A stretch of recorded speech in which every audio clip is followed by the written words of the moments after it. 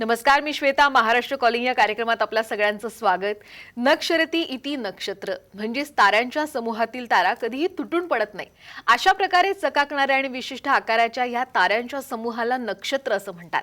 नक्षत्रांची रोचक माहिती जाणून घेण्यासाठी प्रसिद्ध राजज्योतिषांत्रिक माधव गुरुजींच्या मार्गदर्शनाखाली आपण नक्षत्रांवर बोलू काही ही मालिका सुरू केली आहे. या मालिकेच्या 7व्या भागात आपल्या सगळ्यांचं मनापासून स्वागत. श्री माधव गुरुजी हे सुद्धा आपल्यासोबत स्टुडिओमध्ये आलेले आहेत. त्यांचंही स्वागत करूयात. नमस्कार गुरुजी, आपलं स्वागत आहे. आदेश. आपण चर्चेला सुरुवात करण्याआधी गुरुजींची ओळख मी आपल्याला करून देऊ इच्छिते. श्री माधव गुरुजी यांनी दिल्लीच्या शुक्राचार्य ॲस्ट्रॉलॉजी सेंटर मार्फत ज्योतिषशास्त्राच्या विविध शाखांचा तब्बल 16 वर्षांचा अभ्यासक्रम पूर्ण करत राजज्योतिष यांत्रिक ही पदवी संपादित केलेली आहे. एक गोष्ट आवर्जून सांगेन, हा प्रदीर्घ अभ्यासक्रम पूर्ण केलेले महाराष्ट्रामध्ये आजच्या घडीला फक्त 7 जण आहेत आणि श्री माधव गुरुजी हे त्यापैकीच एक आहेत. श्री माधव गुरुजी हे रायगड जिल्ह्यातील असून त्यांच्या घराण्याला ज्योतिष विद्याशास्त्राची 7 पिढ्यांची परंपरा आहे आणि श्री माधव गुरुजी हे 7वे वंशज आहेत. हे कार्य आणि घराण्याची ज्योतिषशास्त्राची परंपरा हे अतिशय छान पद्धतीने ते पुढे चालवत आहेत. तसे श्री माधव गुरुजी हे कायद्याचे पदवीधर देखील आहेत. प्रतिभा ॲस्ट्रॉलॉजी सेंटर हे पनवेल आणि दादर इथे स्थित असून श्री माधव गुरुजी या दोन्ही सेंटरमध्ये आपली सेवा पुरवत असतात. श्री माधव गुरुजी यांना भेटण्यासाठी आपण पनवेल या सेंटरवर सोमवार ते शुक्रवार या दिवशी तर प्रत्येक शनिवार आणि रविवार या दिवशी शिवाजी पार्क दादर इथे जाऊन तुम्ही त्यांना भेटू शकता. आणखीन एक गोष्ट महत्त्वाची मला इथे सांगायची ती म्हणजे आता श्री माधव गुरुजी यांचं मार्गदर्शन आपल्याला पुण्यामध्ये सुद्धा मिळणार आहे. श्री माधव गुरुजी हे पुण्यामध्ये कन्सल्टेशन साठी येणार आहे. तरीही ज्यांना कुणाला श्री माधव गुरुजी यांना भेटायचं असेल त्यांनी खालील दिलेल्या नंबरवर संपर्क साधावा आणि आपली अपॉइंटमेंट बुक करावी. यानंतर थेट आपण चर्चेला वळणार आहोत. नक्षत्रांविषयी आपण जाणून घेणार आहोत. गुरुजी, आज कोणत्या नक्षत्रांविषयी आज आपण जाणून घेणार आहोत? मॅडम, आज आता या सिरीजमध्ये चालू करून झाल्यानंतर आपण 7व्या भागामध्ये आहोत म्हणजे, आणि आज आपण जाणून घेणार आहे ते मेष राशीमध्ये जे भरणी नक्षत्र येतं त्या भरणी नक्षत्राबद्दल. त्यानंतर सिंह राशीमध्ये येणारं जे पूर्व फाल्गुनी नक्षत्र आहे त्याबद्दल आपण जाणून घेणार आहोत. आणि तिसरं जे आपलं नक्षत्र आहे ते धनु राशीमध्ये येणारं पूर्वाषाढा नक्षत्र. तर या 3 नक्षत्रांवरती आज आपण चर्चा करणार आहोत. आणि या नक्षत्रांविषयी जाणून घेण्यासाठी सगळ्यांचीच खरं तर खूप उत्सुकता आहे. पण ही जी नक्षत्र आहे ती कोणत्या ग्रहाच्या आधिपत्याखाली येतात? ही म्हणजे मॅडम शुक्र ग्रहाच्या आधिपत्याखाली येणारी नक्षत्र आहेत. ही सगळी शुक्राची नक्षत्र आहेत. आणि या नक्षत्रांची मग गुण वैशिष्ट्य नेमकी काय आणि कशा पद्धतीने सांगता येतील? या नक्षत्रांमध्ये ना मॅडम, सर्वात पहिली गोष्ट म्हणजे की जर म्हणजे ह्या नक्षत्रांच्या बाबतीमध्ये बोलायचं झालं तर यांना राजा नक्षत्र म्हणतात. राजा नक्षत्र म्हणतात म्हणजे असं आहे की ह्या नक्षत्रांमध्ये राजयोग येतो. आता आपण प्रत्येक नक्षत्रांच्या ह्याच्यामध्ये लास्ट 3 एपिसोडमध्ये केले, त्याच्यामध्ये मग रवीची नक्षत्र असतील, चंद्राची नक्षत्र असतील, त्यावेळेला आपण बोलत होतो की ही राजयोगातली नक्षत्र आहेत. मग ही पण नक्षत्र राजयोगामधली आहेत. मग ह्यांच्यामध्ये असं काय वेगळं वैशिष्ट्य आहे? तर राजयोग ज्यावेळेला होतो ना त्यावेळेला राजयोग बाकी सगळ्या म्हणजे की कुंडलीनुसार आणि याच्यानुसार एखाद्या विविध ग्रहानुसार किंवा त्या ग्रहाच्या पाठबळानुसार होतो. परंतु ह्या ज्या म्हणजे की नक्षत्र जे येतात म्हणजे भरणी नक्षत्र येतं किंवा पूर्व आषाढा असेल नक्षत्र किंवा याच्यामध्ये पूर्व फाल्गुन नक्षत्र असेल, ह्याच्यामध्ये ओरिजिनल या ताऱ्यामध्येच हे गुण आहेत की ते शुक्राचे असल्यामुळे ते चमकणारेच असतात म्हणजे. आणि राजयोगामध्ये पुन्हा 3 प्रकार येतात. म्हणजे एक नीचभंग राजयोग येतो, दुसरा येतो तो खंडित राजयोग येतो आणि तिसरा येतो तो अखंडित राजयोग येतो. तर अखंडित राजयोग म्हणजे की सुरू झाल्यापासून शेवटपर्यंत त्याच्या पूर्णपणे म्हणजे की करिअरमध्ये तो राजयोग होता. तर तशा प्रकारचा राजयोग जो आहे तो या नक्षत्रामध्ये येतो. हे या नक्षत्राचं मोठं वैशिष्ट्य आहे. दुसरेही शुभ नक्षत्र आहेत. मुहूर्तशास्त्रामध्ये या नक्षत्रांना फार किंमत आहे. म्हणजे मुहूर्तशास्त्रामध्ये मुहूर्त काढत असताना ज्यावेळेला प्रॉपरली नवीन काही खरेदी करायची, मौल्यवान वस्तू खरेदी करायची तर ती या नक्षत्रांवरती अवश्य खरेदी करतात. त्याचा खूप लाभ होतो. प्रवासाला जायची सुरुवात करायची असेल तर प्रवासाची सुरुवात देखील याच नक्षत्रावरती करतात. या नक्षत्रांमध्ये प्रवास खूप चांगला होतो आणि लवकर संपन्न होतो. म्हणजे ज्या ठिकाणी तुम्हाला पोचायचं त्या ठिकाणी तुम्ही लवकर पोचता. तर या ठिकाणी प्रवासाकरता खूप लाभदायक आहेत. आणि तिसरं या नक्षत्रांचं वैशिष्ट्य असं आहे की औषधोपचाराच्या संदर्भात किंवा वैद्यकीय कुठल्या कामाच्या संदर्भामध्ये जर तुम्हाला बघायचं असेल तर त्यावेळचा मुहूर्त हा 100% याच नक्षत्रावरती काढला जातो. म्हणजे कधी कधी असं विचारायला येतात की ऑपरेशन करायचं आहे म्हणजे, तर मग या 2-3 दिवसातलं पंचांग कधी चांगलं आहे बघा, मग त्या दिवशी आम्ही ऑपरेशन करू म्हणजे प्री प्लॅन ऑपरेशन असतं त्यावेळेला. तर मग आवर्जून हे नक्षत्रापैकी जे जवळ नक्षत्र असेल त्या नक्षत्रावरचा मुहूर्त दिला जातो की ज्याच्यामध्ये हे संपन्नता पूर्णपणे होते. अशी या नक्षत्रांच्या ह्याच्यामध्ये वैशिष्ट्य आहेत. दुसरी अजून या नक्षत्रांची खास वैशिष्ट्य म्हणजे की बघितली तर तुमच्या लक्षात येईल की या नक्षत्रामधली सगळी लोक जी आहेत ही दीर्घकाळापर्यंत म्हणजे ही श्रीमंत असतात आणि दीर्घकाळापर्यंत सत्तेमध्ये असतात. म्हणजे राजकारणामधली जी सत्ता असते ती राजकारणी सत्ता यांच्या हातामध्ये असते. हे कला क्षेत्रामध्ये प्रावीण्य मिळून असतात. कला क्षेत्रामध्ये देखील खूप चांगल्या हुद्द्यावरती लोक असतात. कला क्षेत्रामध्ये देखील त्यांचं नामांकन खूप मोठ्या स्वरूपामध्ये अवलंबून असतं. आणि बाकी एकंदर बघाल तर चतुरपणा या लोकांमध्ये खूप असतो, चलाकपणा या लोकांमध्ये खूप असतो आणि हे प्रचंड बुद्धिवान असतात. म्हणजे कुठलाही निर्णय घ्यायचा असेल तरी हे लोक स्वतःचा निर्णय स्वतः घेतात. दुसऱ्या कुणाचं ऐकून किंवा काय करून निर्णयामध्ये बिलकुल चेंज करत नाही आणि स्वतःच्या निर्णयामध्ये इंटरफेअर करण्याचा दुसरा कुणाला अधिकारही देत नाही. म्हणजे की दुसरं कुणी यांच्या ह्याच्यामध्ये चेंज नाही करू शकत. म्हणजे असं स्वतःच्या अधिकारापत्त्याखाली हे ठेवून देतात. आता हे लोक एवढे चतुर आणि इतके चाणक्य असतात की यांना सर्वात महत्त्वाची गोष्ट किंवा यांची ताकद जर काय असेल तर त्यांची ताकद ही असते की यांना समर्थक खूप असतात. म्हणजे यांना सपोर्ट देणारे लोक खूप असतात आणि ती कधी यांच्या ऑपोजिटमध्ये बोलत नाहीत. म्हणजे की राजकारणामध्ये जसं असतं की त्याचे कार्यकर्ते म्हणजे एखादा नेता असतो त्या नेत्याच्या बाबतीत बोलताना लोक म्हणतात की नाही त्याचे कार्यकर्ते खूप चांगले आहेत. म्हणजे त्याच्या कार्यकर्त्यांची इच्छा असते की माझ्या नेत्याच्या ताटात कायम श्रीखंडपुरीच असायला पाहिजे. तर असे कार्यकर्ते कुणाला मिळतात तर ह्या लोकांना मिळतात.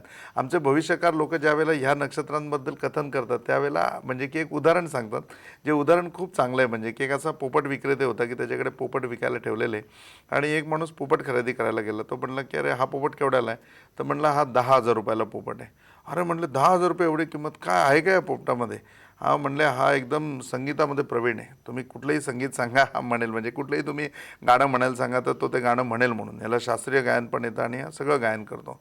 अरे वा म्हणलं खूप चांगलं आहे. मग त्यांनी दुसरा पोपट बघितला की अरे हा पोपट किती रुपयाला आहे तर म्हणला हा पोपट आहे ना हा पण 10,000 रुपयाला आहे म्हणून. हा पण 10,000 रुपयाला आहे ह्याच्यात काय वैशिष्ट्य आहे ह्याला पण गाणं म्हणता येतं का तर म्हणतो याला गाणं तर म्हणता येतच पण याला मिमिक्री पण करता येते. हा मिमिक्री पण करू शकतो आणि हा थोडासा याला सगळं वेदोच्चार संपन्न आहे. हा वेदामधले मंत्र वगैरे म्हणू शकतो. या सगळ्या गोष्टी ह्याला येतात म्हणून या पोपटाला. तो म्हणतो मग याची 10,000 रुपये किंमत आहे. याची पण 10,000 रुपये किंमत आहे. मग त्यांनी बघितलं की त्याच्यावरती अजून एक पिंजरा ठेवलेला होता. म्हणून हा पोपट किती रुपयाला आहे तो म्हणतो हा 50,000 रुपयाला पोपट आहे. म्हणतो ह्याचे 10,000 रुपये किंमत ह्याची 10,000 रुपये किंमत ह्याची 50,000 रुपये किंमत काय ह्याच्यामध्ये असं काय वैशिष्ट्य आहे किंवा ह्याला काय येतं. क्युरियासिटी वाढते ना की 10,000 रुपये किंमत आहे आणि एका पोपटाची 50,000 रुपये किंमत आहे. तो म्हणला ह्या पोपटाला काही येत नाही असं नाही ह्याला सगळं येतं आणि दुसरं वैशिष्ट्य म्हणजे हा जे बोलेल ना तेच हे 2 पोपट बोलतात. तर त्यामुळे म्हणजे ह्याची किंमत 50,000 रुपये. मग हा जो पोपट आहे ना 50,000 रुपयाचा ते म्हणजे या नक्षत्रातील लोक. मग ते भरणी नक्षत्रात असो पूर्व फाल्गुन नक्षत्रामध्ये असो आणि पूर्व आषाढ नक्षत्रामध्ये असो की यांचं वैशिष्ट्य असतं हे जे बोलतात ना यांचे समर्थक किंवा यांच्या हाताखालची किंवा एकदा एक रेझोल्युशन पास झालं एकदा डिसिजन यांनी पास केला पुढची सगळी लोक यांचाच उदो करतात. हे जे म्हणतील त्याप्रमाणेच ते चालतात आणि कंप्लीट होतात. परत ह्या लोकांची बुद्धिमत्ता प्रचंड असल्यामुळे हे कुठेही लॉसमध्ये नसतात. म्हणजे की असं नाही की हे सत्तेमध्ये फक्त राजकारणामध्ये चालतील किंवा संगीतामध्ये चालतील किंवा ॲक्टिंग फील्डमध्ये चालतील. ह्या क्षेत्रातली या समूहातली लोक शुक्राचं अस्तित्व बघाल तर तुम्ही जिथे जिथे सौंदर्य आहे तिथे तिथे शुक्राचं अस्तित्व आहे. जिथे जिथे कला आहे त्या त्या ठिकाणी शुक्राचं अस्तित्व आहे. ज्या ज्या ठिकाणी व्यवहार आहे त्या त्या ठिकाणी शुक्राचं अस्तित्व आहे. ज्या ज्या ठिकाणी अगदी म्हणजे की छान आहे श्रवणता आहे किंवा प्रवास आहे या सगळ्या गोष्टीमध्ये शुक्राचं अस्तित्व असल्यामुळे शुक्राच्या नक्षत्रामधली लोक ही तुम्हाला सर्व क्षेत्रामध्ये आढळतात. म्हणजे फक्त राजकीय क्षेत्रात आढळतील असं नाही सर्व क्षेत्रामध्ये आढळतात आणि सर्व क्षेत्रामध्ये त्यांच्या विचारांचा त्यांच्या बुद्धीचा जो काही एक म्हणजे की आपण म्हणतो ना की साचा आहे तो ते समोर प्रोड्यूस करतात. म्हणजे की जो तुम्हाला मान्य करायला पाहिजे. आणि हे लोकांनी कुठलाही व्यवसाय केला ना तर त्या व्यवसायामध्ये यांना यश लगेच मिळतं. म्हणजे कारण ते व्यवसाय करण्यामागे यांचा दृष्टिकोन खूप वेगळा असतो किंवा तो व्यवसाय प्रपोज करत असताना एखादं प्रॉडक्ट प्रपोज करत असताना त्याच्यामध्ये सुद्धा यांचं कलागुण खूप वेगळं असतं. म्हणजे आता एक नॉर्मली असं होतं की एक वधूवर सूचक केंद्र होतं. आता वधूवर सूचक केंद्र मॅट्रोमोनी वगैरे तुम्ही बघाल तर काही प्रचंड चालतात काही अजिबात चालत नाही. म्हणजे की त्याच्यामध्ये कालाय तस्मै नमा कालानुरूप ज्या गोष्टी आहेत त्या बदल करायला पाहिजेत. तर त्याप्रमाणे चिकार बदल करून सुद्धा ते काही चालत नव्हतं. म्हणजे आणि मग असं चालत नसलेलं भरणी नक्षत्राच्या एका माणसाने विचारलं अरे काय हा व्यवसाय तुझा चालत नाही हे नाही ते नाही काय. तो म्हणतो हो ना मी एवढी मेहनत करतो एवढं सगळं हे करतो पण चालत नाही व्यवसाय. काय होतं तर माझ्याकडे पसंतच पडत नाही स्थळं. प्रत्येकाच्या अपेक्षा इतक्या आहेत की त्या अपेक्षांना फुलफिलमेंट करणारी स्थळं येत नाहीत म्हणून आणि त्यामुळे जमत नाही. नुसते लोक पैसे भरतात पण मलाही कंटाळा आलाय चालून कारण शेवटी रिझल्ट मिळायला पाहिजे. पैसे लोक आपल्याला देत असले तरी त्यांनाही रिझल्ट मिळायला पाहिजे ना. तर ते म्हणले की ठीक आहे म्हणून मी विचार करतो या गोष्टीवरती. तर म्हणजे विचार नका करू एक तर तुम्ही हे चालवायला घ्या म्हणजे माझ्याकडनं विकत घ्या आयदर ऑर माझ्यामध्ये पार्टनरशिपमध्ये या. हे लोक म्हणले की तर विकत घेण्यापेक्षा आणि पार्टनर येण्यापेक्षा नकोच म्हणून. नाही म्हणले तुम्हाला आता दोन्हीपैकी एक करावंच लागेल. मग या लोकांनी ते विकत घेतलं आणि विकत घेतल्यानंतर ते असं होतं की खाली पूर्णपणे म्हणजे की बाबा 10-20 लोकांना उद्या एकत्र येण्याकरता एक हॉल होता आणि वरती त्यांचं ऑफिस होतं. अशी त्या ऑफिसची सिस्टीम होती. आणि यांनी घेतल्यानंतर काय केलं, ते संपूर्ण फक्त वरचं ऑफिस ठेवलं आणि खालचा हॉल होता ना, त्याच्यामध्ये वेगवेगळे अशा कॅबिन केल्या. अशा लाईनीने 6 कॅबिन केले की ॲट ए टाइम तुम्ही एंट्रन्स केल्यानंतर 1 2 3 4 5 करत तुम्ही 6व्या कॅबिनमध्ये पोचाल. आणि त्या कॅबिनमध्ये गेल्याच्या नंतर त्यांनी कॅबिनमध्ये जसं पण आलं तर त्या ठिकाणी एक वरती स्लोगन लिहिलेला होता, वरती एक प्रश्न लिहिलेला होता. आणि मग आता एखादा मुलगा आहे आणि त्याला वधू सिलेक्ट करायची, त्याच्या जीवनामध्ये मुलगी बघायची म्हणून तो आला आहे आणि मग तो नाव नोंदवणार आहे. त्याचं नाव नोंदवून वगैरे झाल्यावर ते म्हणते की खालनं एकदा तुम्ही हे मारा, एक राऊंड मारून या म्हणजे 6 कॅबिनमधनं, आणि ते झाल्यावर तुम्हाला प्रपोजल दाखवतो की तुमचं फायनल होईल म्हणून. ते म्हणले चालेल आणि मलाही कळेल की तुमचा काय चॉईस आहे, तुम्हाला कशी मुलगी पाहिजे. मग तो माणूस खाली येतो आणि मग तो पहिल्या कॅबिनमध्ये एंट्रन्स करतो. त्या पहिल्या कॅबिनमध्ये एक सुंदर फोटो लावलेला असतो युवतीचा आणि वरती लिहिलेलं असतं की तुम्हाला पत्नी कशी पाहिजे, म्हणजे ती दिसायला सुंदर पाहिजे का तुम्हाला ती दिसायला थोडी सुंदर नसेल तरी चालेल. म्हणजे जर तुम्हाला सुंदर हवी असेल तर तुम्ही ह्या दरवाजातून प्रवेश करा आणि दिसायला सुंदर नसणारी हवी असेल तर तुम्ही त्या दरवाजातून प्रवेश करा. ह्याने लगेच जी दिसायला सुंदर पाहिजे त्याच दरवाजातून प्रवेश केला. त्या दरवाजातून आतमध्ये गेल्यानंतर दुसऱ्या दरवाजावरती वाक्य लिहिलेलं, पुन्हा एका सुंदर युवतीचा फोटो होता की तुम्हाला पत्नी कशी पाहिजे, म्हणजे नुसती दिसायला सुंदर पाहिजे का तिला चांगला स्वयंपाक पण करता यायला पाहिजे. आणि जर तुम्हाला असं असेल की नाही दिसायला सुंदर पाहिजे, स्वयंपाक तिला खास करता येत नसेल तरी चालत असेल तर तुम्ही या दरवाजाने जा, आणि सुंदर आणि स्वयंपाक करणारी हवी असेल तर तुम्ही या दरवाजाने या. मग तो त्या दरवाजाने आतमध्ये गेला. तिसऱ्या दरवाजामध्ये गेल्यानंतर तिसऱ्या कॅबिनला पुन्हा एक युवतीचा सुंदर फोटो आणि वरती लिहिलेलं की तिला गायन करता यायला पाहिजे, म्हणजे ती सुंदर पण असेल, ती स्वयंपाक पण छान करेल आणि तिला गायन पण करता येईल. अशी तुम्हाला हवी आहे का तुम्हाला गायन न करणारी पण चालेल, तुम्ही त्या दरवाजातून प्रवेश करा. नॉर्मली तो गायन करणारा त्याच्यातून प्रवेश केला. मग चौथ्या ह्याच्यामध्ये अजून एक वाक्य लिहिलेलं होतं की ती अशी मनमिळावू पण पाहिजे का ती थोडीशी म्हणजे की अशी अडेल असेल तरी चालेल, मग मनमिळावू पाहिजे. असं म्हणजे जे जे पॉझिटिव्ह आणि प्लस आहे त्या त्या दरवाजातून तो आतमध्ये गेला. 6व्या कॅबिनमध्ये गेल्यावर कुठल्याही युवतीचा फोटो नव्हता. तिथे एक आरसा लावलेला होता आणि त्या आरशाखाली एक वाक्य लिहिलेलं होतं, अब समय आ गया है की आप आपका भी चेहरा एक बार आईने में देखे. आणि त्या समोर गेल्याच्या नंतर ज्यावेळेला माणूस स्वतःकडे त्या सगळ्या अपेक्षा घेऊन बघतो तसा तो माणूस त्या 6व्या कॅबिनमधनं वरती यायचा, हा जी प्रपोजल दाखवायचा त्यातलं फायनल करायचं आणि लग्न करून मोकळा व्हायचा. म्हणजे थोडक्यामध्ये एखादं बिझनेस स्किल कसं हँडल करायचं, त्याच्यामध्ये कुठला विचार टाकायचा, त्याच्यामध्ये कुठला बदलाव करायचा, कुठला बदलाव करून तो चालेल, ह्या गोष्टी या लोकांना खूप अनुरूप असतात. म्हणजे ह्या लोकांना ते हॅबिच्युअल असतात किंवा यांच्या विचारांमध्येच ती बीजं सगळी पेरलेली असतात. त्यामुळे ह्या लोकांचा कुठलीही गोष्ट किंवा कुठलाही विचार हा कधी असा फेल जात नाही. तेच ऑलवेज त्यांच्या विचारामध्ये सक्सेस ठरतात. ते स्पर्धात्मक असतात, त्यांना एखाद्या गोष्टीमध्ये स्पर्धा भरवण्यामध्ये इंटरेस्ट असतो, ते स्पर्धा भरवतात आणि त्यांना जे पाहिजेत लोक, म्हणजे जे हिरे मोती जे त्यांना पाहिजेत ते हिरे मोती नॅचरली त्यांच्याकडे त्यांना प्राप्त करून घेता येतात. नाही, खूप छान पद्धतीने मार्गदर्शन केलं. अशाच प्रकारे नक्षत्रांविषयी आणखीन रोचक माहिती आपण जाणून घेणारच आहोत, पण त्याआधी वेळ घेऊया एक छोटासा ब्रेक.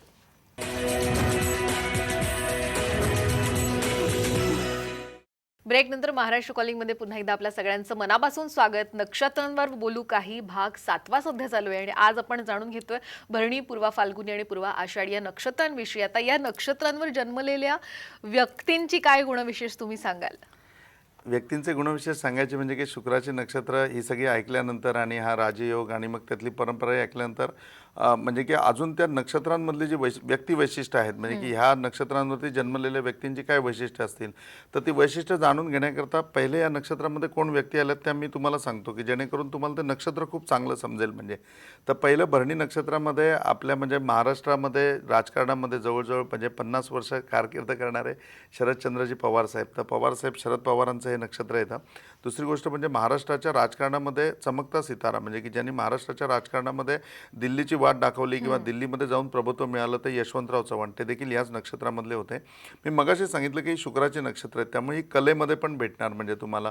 तर कलेमध्ये याच्यातले लोक येतात. त्याच्यामध्ये तुम्ही गायनामध्ये बघितलं तर आशाताई भोसलेंचं देखील हेच नक्षत्र येतं, भरणी नक्षत्र. त्याच्यानंतर जर म्हणजे की ह्या ज्या आपल्या गझल सम्राज्ञी येतात बेगम अख्तर, त्यांचं पण हेच नक्षत्र येतं. शुभलक्ष्मी जे आपण सकाळी ऐकतो तर त्या शुभलक्ष्मीचं पण हे नक्षत्र जे होतं शुभलक्ष्मी यांचं, ते पण हेच नक्षत्रामध्ये जन्म येतो, भरणी नक्षत्रामध्ये जन्म येतो. पूर्व फाल्गुनी नक्षत्रामध्ये आपण गेलो तर पूर्व फाल्गुनी नक्षत्रामध्ये राजीव गांधींचा जन्म होता. राजीव गांधी या नक्षत्रामध्ये जन्माला आलेले होते. भीमसेन जोशींचं पण हेच जन्म नक्षत्र येतं. भीमसेन जोशी पण याच नक्षत्रामध्ये जन्माला आले. आणि आपल्याला सगळ्यांना ज्ञात असेल तर चैतन्य महाप्रभू, कृष्णाची भक्ती करण्याकरताच कृष्णाने घेतलेला स्वतःचा अवतार, तर ते चैतन्य महाप्रभू देखील याच नक्षत्रामध्ये जन्माला येतात. त्याच्यानंतर जे पूर्व आषाढ नक्षत्र येतं त्या पूर्व आषाढ नक्षत्रामध्ये आचार्य ओशो रजनीश, तर ओशो रजनीश जे आचार्य होते ज्यांचा पण जन्म या याच्यामध्ये येतो. ओशो देखील खूप चांगले तत्वज्ञानी होते आणि त्यांनी वेगळ्या पद्धतीने अध्यात्म समजावून सांगितलं, म्हणजे की आत्ताच्या पिढीला किंवा आत्ताच्या जनरेशनच्या लोकांना इमिजिएट अध्यात्म कसं समजेल. तर त्याकरता बाकीचा त्यांना पौराणिक कथा सांगण्यापेक्षा त्यांच्या लाईफमधली, त्यांच्या रुटीनमधले जे काही प्रॉब्लेम्स आहेत ते घेऊन त्यांना अध्यात्म सांगितलं तर ते लवकर अध्यात्माकडे येतील. याची शिकवण होती ती ओशोंची होती. म्हणजे तर ओशो, रजनीश हे याच नक्षत्रांमध्ये येतात. त्याच्यानंतर क्रिकेट प्लेयर जे आपले संदीप पाटील जे आहेत, म्हणजे तर संदीप पाटलांचं देखील हेच नक्षत्र येतं, म्हणजे हे पूर्वाषाढा नक्षत्रामध्ये येतात. म्हणजे इन ऑल ही शुक्राची नक्षत्र आहेत. आता आपण मगाची नक्षत्रांच्या याच्यामध्ये आपण म्हणलं की तुम्हाला सामाजिक क्षेत्रामध्ये पण भेटणार, हे तुम्हाला अध्यात्मामध्ये पण भेटणार. ही लोक तुम्ही कुठल्याही बाजूला गेले तरी शुक्राचं अस्तित्व आल्याशिवाय त्याच्यामध्ये चमकदारपणा येतच नाही. म्हणजे तर या लोकांची म्हणजे व्यक्तिविशेष असं येतं की यांना लाइटिंग बोलतात. म्हणजे की या नक्षत्रामध्ये लोक हे कायम लाइटिंग असतात, कायम चमकदार असतात. ते ज्या फील्डमध्ये असतील ना त्या फील्डमध्ये ते चमकणारच. म्हणजे आणि त्यांच्या एकंदर बॉडी लँग्वेजवरनं, त्यांच्या प्रभुत्व म्हणजे की त्या गोष्टीमध्ये असलेल्या प्रभुत्वावरनं तुमच्या स्वतःलाही लक्षात येईल की नाही हा वेगळा आहे म्हणून कोणतरी, किंवा हा एक्स्ट्रा ऑर्डिनरी आहे. आणि तो एक्स्ट्रा ऑर्डिनरी येतो ह्या नक्षत्रांचा गुण येतो. म्हणजे की शुक्राच्या नक्षत्रामुळे एक्स्ट्रा ऑर्डिनरी असतात. दुसरा प्लस पॉईंट या लोकांकडे मोठा असतो ना की आपल्या जीवनामध्ये म्हणजे की नक्षत्रांमधनं मी ऑलवेज सांगतो की याच्यामधनं वेगवेगळ्या की आहेत. आपण असंच नाही की या नक्षत्रावर बोलू काही म्हणून कार्यक्रम करत आहे. याच्यामध्ये चिकार चाव्या आपण देणार आहे. मग बाकीच्या नक्षत्रांचे लोक आणि या नक्षत्रांमध्ये असा काय फरक आहे की लोक चमकदार होतात. आपल्या आयुष्यामध्ये आपण मागे का आहोत याचा आपण कधीच विचार करत नाही. आपण हा विचार करतो की आपण पुढे का जात नाही आहे. पण हा विचार करायला पाहिजे आपण मागे का आहोत. तर मागे असण्याची दोनच कारणं आहेत. एक म्हणजे की आपलं भय, म्हणजे मृत्यूचं भय असेल किंवा अन्य गोष्टींचं भय. आणि दुसरी गोष्ट म्हणजे आपल्यासमोर सर्वात मोठा फोबिया आहे की लोक काय म्हणतील. म्हणजे उद्या आपण रस्त्यामध्ये धाडकन पडलो तर आपल्याला कुठे लागलंय बघायच्या ऐवजी आपण आजूबाजूला बघतो की मला कोण बघतंय, म्हणजे माझ्या ओळखीचं तर कोण नाही ना. म्हणजे तो फोबिया आपल्यामध्ये आहे, लोक काय म्हणतील ते. तर ह्या लोक सर्वात पहिल्यापासून म्हणजे या तिन्ही नक्षत्राची लोक ही लोकांच्या अपकीर्ती म्हणजे की उद्या लोक आपल्याबद्दल काय म्हणतील किंवा अपकीर्ती आपल्याबद्दल पसरेल ह्या गोष्टीची कधीही तमते बाळगत नाही, कधीही ते भीती बाळगत नाही. म्हणजे तर हे या सर्वात म्हणजे प्लस पॉईंट या नक्षत्रामध्ये येतो की लोक कधीही कुणालाही भीत नाही. मृत्यूचं भय सुद्धा यांना नसतं. बघा पवार साहेबांचं तुम्ही ऐकलं तर आता लेटेस्ट पुस्तकही त्यांचं निघालं आहे आणि त्याच्यामध्येही त्यांनी आवर्जून म्हणतात, त्यांच्या इंटरव्ह्यूमध्ये पण सांगितलं की ज्यावेळेला मला पहिल्यांदा कॅन्सर डिटेक्ट झाला त्यावेळी डॉक्टरांनी सांगितलं की खूप थोडा कालावधी हातामध्ये आहे. मी सांगितलं ठीक आहे म्हणून, तुमच्या शास्त्राप्रमाणे थोडा कालावधी, माझ्याप्रमाणे भरपूर कालावधी आहे. त्यानंतर सुद्धा शरद पवार त्याच लेवलने आहेत, त्याच क्षमतेने कार्य करतायत आणि त्यांना जेवढं काही जगाला द्यायचं आहे किंवा त्यांना ज्या क्षेत्रामध्ये जेवढं काही द्यायचं आहे ते देण्याचा आजही तेवढाच प्रयत्न करतायत. तर ही जमेची बाजू या नक्षत्रांची येते की या नक्षत्रांमध्ये ही ताकद आहे की ते संपूर्ण या गोष्टी सामावून घेतात. दुसरी गोष्ट म्हणजे की आपण वारंवार या नक्षत्राच्या बाबतीमध्ये एक वाक्य ऐकतो की या लोकांमध्ये वेगळं प्रभुत्व असतं. म्हणजे कुठलीही गोष्ट वेगळी प्रपोज करू शकतात. विचार जे असतात ते समाजाला बदलवणारे असतात, समाजामध्ये बदल घडवणारे असतात. म्हणजे याच्यामध्ये नाव सांगायचं झालं तर यशवंतराव चव्हाण, म्हणजे की मी यशवंतराव चव्हाण बोलतो. या पुस्तकामध्ये तुम्ही बघाल तर त्याच्यामध्ये लहानपणी चौथीला असताना त्यांना निबंध लिहिलेला सांगितलेला की मी कोण होणार म्हणून पुढे. तर कोणी डॉक्टर लिहिलेला, इंजिनियर लिहिलेला, शेतकरी लिहिलेला, वकील लिहिलेला, चौथीचा मुलगा त्याच्या परीने निबंध लिहिणार. पण यशवंतराव चव्हाण निबंध लिहिलेला त्याच्यामध्ये त्यांनी लिहिलं होतं की मी यशवंतराव चव्हाण होणार. म्हणजे स्वतःच्या नावाची पूर्णपणे ओळख त्यावेळेला त्यांना होती. म्हणजे त्यांनी त्याच्यात हे नव्हतं लिहिलं की मी महाराष्ट्राचा मुख्यमंत्री होईल, पण माझं नाव इतकं मोठं असेल की माझ्यासारखं कोणीतरी बनेल किंवा माझं एक क्वालिफिकेशन होईल, ह्या हिशोबाने मी करेन. एवढं आयुष्य जगण्याची कला त्यांना अवगत होती किंवा त्याबद्दलचं ज्ञान किंवा त्याबद्दलची ओव्हर कल्पना त्यांना त्यावेळेला आलेली होती. म्हणजे हे त्यांच्या याच्यामध्ये दिसून येतं. तर असे विचार याच्यामध्ये येतात. पण हे लोकांच्या बाबतीमध्ये तुम्ही बघाल ना तर प्रचंड म्हणजे की यांच्या सगळ्या ज्या हालचाली या खूप गुप्त असतात. ही कुठलीही गोष्ट उघड होत नाही. यांचा कुठलाही विचार हे उद्या काय करणार आहेत तुम्हाला आज माहिती पडू शकत नाही. म्हणजे इतकं या लोकांचं स्वतःच्या बाबतीत सिक्रेसी असते की उजवं पाऊल कुठे पडणार आहे डाव्या पायाला माहिती नसतं, की डाव्या पावलाला हे माहीत नाही की पडणारं उजवं पाऊल नक्की कुठे पडतंय. इतकी या लोकांची सिक्रेसी असते. म्हणजे शरद पवारांच्या बाबतीमध्ये किंवा या भरणी नक्षत्राच्या उदाहरणामध्ये ही गोष्ट 100% घेता येईल की एक नंदी बैल होता. म्हणजे ते नंदी घेऊन येतात आणि मग त्यांना प्रश्न विचारतात की बाबा काय आहे म्हणून आता यायला, म्हणजे पाऊस पडणार का, हे पडणार का, किंवा कुठलाही प्रश्न तुम्ही विचारल्यावर मग नंदी हो नाही मध्ये त्याची उत्तरं देतो. तर तसा तो नंदी बैलवाल्याला आलेला होता आणि मग नंदी बघायला सगळ्यांची गर्दी झाली आणि मग लोक प्रश्न विचारायला लागली. त्याच्यामध्ये नंदीला एकाने प्रश्न विचारला की बाबा शरद पवार पंतप्रधान होणार का.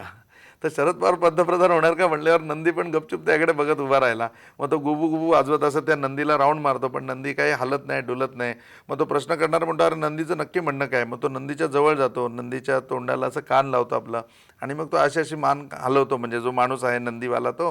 आणि मग तो म्हणतो की हां हां हां आलं माझ्या लक्षात. तो म्हणतो काय म्हणतोय नंदी. तो म्हणतो नंदी म्हणतोय कळतंय पण वळत नाही. म्हणजे मला कळतंय की ते पंतप्रधान होणार का नाही होणार पण मला वळत नाही आहे. म्हणजे थोडक्यामध्ये सांगायचं कारण असं आहे की ह्या लोकांची इतकी सिक्रेसी असते कामाच्या बाबतीमध्ये की तुम्ही ते आयडेंटिफाय नाही करू शकत की आता ते कुठल्या डिसिजन का घेत आहेत किंवा कुठला निर्णय घेणार आहेत किंवा याच्या पुढची त्यांची चाल काय असेल या गोष्टीचा विचार नाही करू शकत.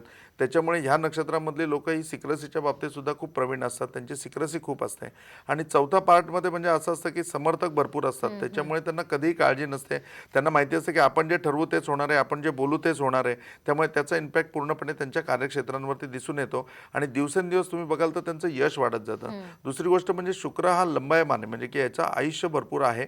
तर त्यामुळे ज्यावेळेला एक क्षेत्रामध्ये येतात त्यावेळेला मी तुम्हाला सांगितलं की अखंडित राजयोग येतो की सत्ता वेळेला हे लोक सत्तेत नाही, सत्ता यांच्या बाजूने असं होतं. तर हे त्या कारकिर्दीमध्ये सुद्धा मॅक्झिमम टाइम असतात आणि ज्या पदावर असतात आपला शेवट सुद्धा त्या पदापर्यंत ते टिकवून ठेवतात. त्या पदावरच त्यांचा शेवट होतो. राजीव गांधींचं बघाल तर त्यांना पंतप्रधान पद मिळालेलं होतं, त्यांच्या शेवटच्या क्षणापर्यंत ते त्या पदावरती कायम होते. तर अशा प्रकारचा यांचा खंडित राजयोग येत नाही, तर अखंडित राजयोग येणारी ही नक्षत्र नाही, आहेत. पण मग या नक्षत्रांवर जन्माला आलेले व्यक्ती यांना अडचणी नेमकं काय येतात आणि मग ऍस्ट्रोलॉजी मध्ये काय उपाय आहेत? अडचणी किंवा समस्या या प्रत्येकाच्या आयुष्यामध्ये असणारच, मग तुम्ही किती राजयोगामध्ये असा. आता ह्या लोकांच्या बाबतीमध्ये घेतलं तर सर्वात पहिली गोष्ट म्हणजे की हे लोक इतकं सिक्रेसी बाळगतात, पण शेवटी असं असतं ना की खूप जवळच्या व्यक्तीकडे ती लीक असते. म्हणजे तर यांचा घात हा कायम सर्वात जवळची व्यक्ती करते. म्हणजे यांना धोका कुणापासून असेल, त्यांच्या जवळच्या व्यक्तीपासून असेल. म्हणजे तर जवळच्या व्यक्तीकडनं 100% यांच्यामध्ये धोका हा होतोच. म्हणजे तर त्यांनी जवळच्या व्यक्तींपासून पूर्णपणे काळजी घ्यायला पाहिजे. दुसरा महत्त्वाचा पार्ट जो यांच्यामध्ये येतो की ज्यावेळेला एखादं कार्य करत असताना समाजाचा विकास तुम्ही करता किंवा विकासाचा विचार करता, एकीकडे कुणावर तरी अन्याय पण होत असतो. म्हणजे तर वैमनस्य त्याच्यामधनं मॅक्झिमम निर्माण होतं आणि वैमनस्य निर्माण झाल्यामुळे शत्रुपीडा जी असते म्हणजे ती शत्रुपीडा सुद्धा यांना सामोरं जावं लागतं. वैमनस्यामुळे त्रास होतो, शत्रुपीडा वाढत असते. तिसरा भाग म्हणजे शुक्राचे नक्षत्र असल्यामुळे यांना स्त्रीपीडा, स्त्रीबाधा, स्त्रीश्राप या प्रकारचे कायम यांच्यामध्ये दोष आढळतात आणि त्याच्यामुळे यांच्या जीवनामध्ये अनेक समस्या निर्माण होतात. म्हणजे तर या समस्या यांच्या आयुष्यामध्ये जाण्याकरता हिरा म्हणून जे रत्न येतात, डायमंड यांनी युटिलाइज करायला पाहिजे. मग गळ्यामध्ये, हातामध्ये रिंग करून वगैरे कुठल्याही प्रकारे हिरा वापरून या लोकांना फायदा होईल. द्वादशमुखी रुद्राक्ष येतो, द्वादशमुखी रुद्राक्ष यांना वापरून मोठ्या प्रमाणामध्ये फायदा होईल की द्वादशमुखी रुद्राक्ष वापरू शकतात. आणि नवचंडी याग किंवा देवीची कुठल्याही स्वरूपाचे याग पूजा, त्याच्यामध्ये यांना पूर्णपणे सामर्थ्य, पूर्णपणे विजय यांना मिळून यांच्या समस्यांवरती हे मात करू शकतात. नक्कीच. खरं तर आणखीन सुद्धा आपण गुरुजींकडनं जाणून घेणार आहोत, पण आता वेळ नेमकी इथे झालेली आहे कार्यक्रम थांबवण्याची. आणि पुन्हा एकदा मला आठवण करून द्यायची, 8, 9 आणि 10 जुलैला पुण्याला खरं तर गुरुजी भेटू शकतात. तुम्ही सुद्धा, तुम्हाला जर सल्ला हवा असेल तर नक्कीच त्यांना संपर्क साधा. धन्यवाद गुरुजी, खूप छान माहिती दिली. साईराम आप सबकी भली करे. गुरु गोरक्षनाथ आप सबकी भली करे. श्री गुरु निरंजननाथ विजय तेतराम आदेश. यानंतर वेळ झाली इथेच थांबण्याची. तुम्ही कुठेही जाऊ नका, पाहत रहा साम टीव्ही.